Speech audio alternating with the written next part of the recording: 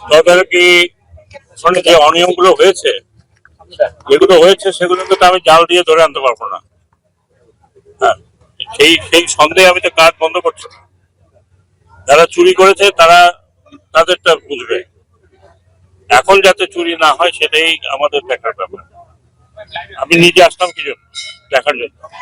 যেহেতু আমি তো আরামে বসে, আমি তো কালকে বরিশালে ছিলাম, ওই সাথে তো আমি এখনো বাসায় যাইনি, অফিসে যাইনি। ওখান থেকে সদরঘাট থেকে আসছি, সদরঘাট থেকে আসছি। আমার দরকার ছিল এখানে আসার, আমার দরকার ছিল দেখার জন্য। কারণ এটা অনেক দেরি হয়ে গেছে, বিভিন্ন রকমের সমস্যা, মুখে পাওয়া যায় না, মুখে পাওয়া যায় না।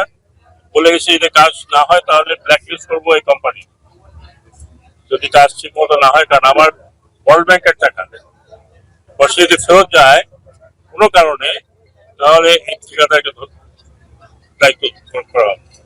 ঠিকাদার নেওয়ার আগে তার চিন্তা করা হচ্ছিল সমস্যাগুলো। হ্যাঁ, সমস্যাগুলো তো আমরা অনেকখানি লাঘব করে দিই। চাঁদপুরে একটা ভালো প্রকল্প হচ্ছে। আমি চাঁদপুরবাসীদের কাছে অনুরোধ করবো যে আপনাদের যা যা সহযোগিতা করা দরকার তাই করুন। অনেকে এখানে অবৈধভাবে স্ট্রাকচার তুলেছে, রেলওয়ের জায়গায়, অমুকের জায়গায়, যে জায়গাগুলো আমাদের দরকার আমরা সেই জায়গাগুলো পরিষ্কার করতে বলছি, যেখানে কোনো কম্প্রোমাইজ হবে না। বুঝতে পারছেন? এই পার্টি ওই পার্টি, কোনো পার্টি কম্প্রোমাইজ হবে না। উন্নয়ন কর্মকাণ্ড আপনাদের জন্য, আপনাদের জনগণের জন্য। এটা তো আমি এসে থাকবো না, এটা তো আপনারা ব্যবহার করবেন, চাঁদপুরবাসীরা ব্যবহার করবেন। সরকারি কর্মকর্তারা আজকে এখানে আছে, কালকে আরেক জায়গায় চলে যাবে। এই জিনিসটা তৈরি হচ্ছে, আপনাদের সবার সহযোগিতা প্রয়োজন। আমি আশা করি যেভাবে আপনারা এখানে সাধারণ জনগণ বললো আপনাকে দেখতে আসছি, আমাকে দেখতে না, আপনার প্রকল্পটা দেখেন। প্রকল্পটাই কোনো অনিয়ম কোনো কিছু হলে, সত্যিকারের যদি অনিয়ম হয় সেটাকে তুলে ধরে, শুধু শুধু অন্যথা তুলে ধরে কাজটাকে ব্যাঘাত করা, এটাই আমার অনুরোধ।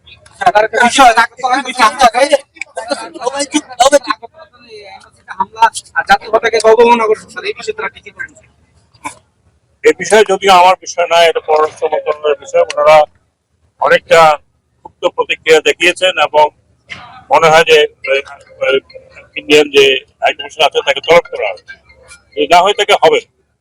তবে আমি একটি কথা বলি, আমরা আমাদের প্রতিবেশীদের সাথে শান্তিতে থাকতে চাই, কিন্তু ওনারা যদি পায়ে পড়ে ঝগড়া করেন তাহলে বাংলাদেশের লোক তো আর কোনোদিন ওই দেশমুখী হবে না।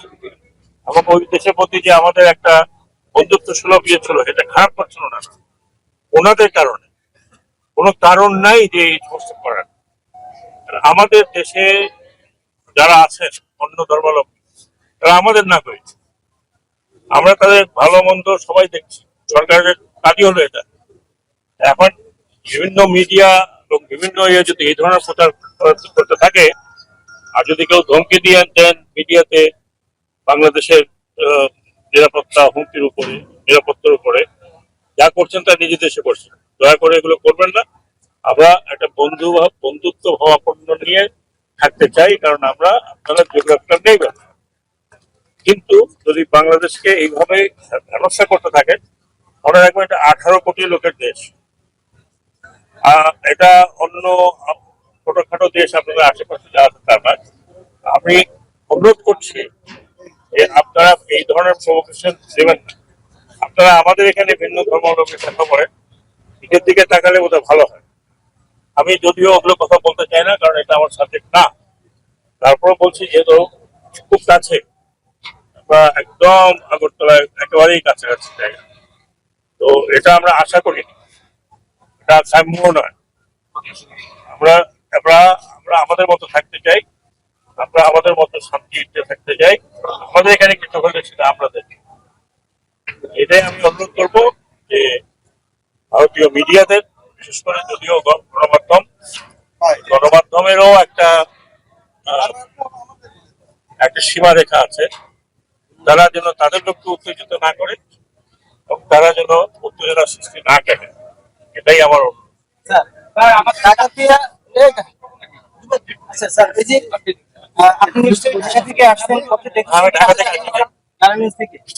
আমি ঢাকা থেকে আসছি।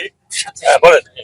বলছিলাম যে এই চাঁদপুর থেকে বা ঢাকার থেকে নারায়ণগঞ্জ এই অঞ্চলে দক্ষিণাঞ্চলে যে নৌযান চলাচল, এক্ষেত্রে আমরা দেখি যে যে চ্যানেলে নৌযান চলে শীতকালে এসে পানি কমে যায় এবং বিভিন্ন সময়ে এই পরিবহন কিন্তু আটকা পড়ে।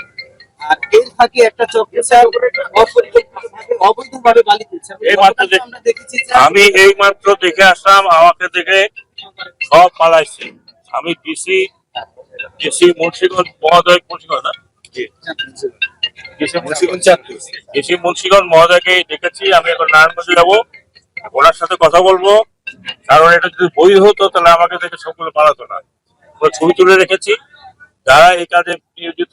একটা বলে দেখলাম মনে হয়তো ওইটাই মাদার দিয়ে, তার বিরুদ্ধে আমরা অ্যাকশন নেবো। এত কিছু বলার পরে কেউ শুনছে না, তাদের বিরুদ্ধে অ্যাকশন নেওয়া হবে। অবৈধভাবে যারা বালু মহল আছে, যারা ডেপুটি কমিশনার সাহেবরা দিয়ে থাকেন, এটার একটা প্রসেস আছে। এইভাবে যদি বালু তুলতে থাকে নদী থেকে, তাহলে কোথাও গর্ত হবে এক জায়গায়, কোথাও চর পড়বে। এটা তো আমরা হতে দেই না। তো সেটা দেখছি, এই মাধ্যমে দেখে আসছি।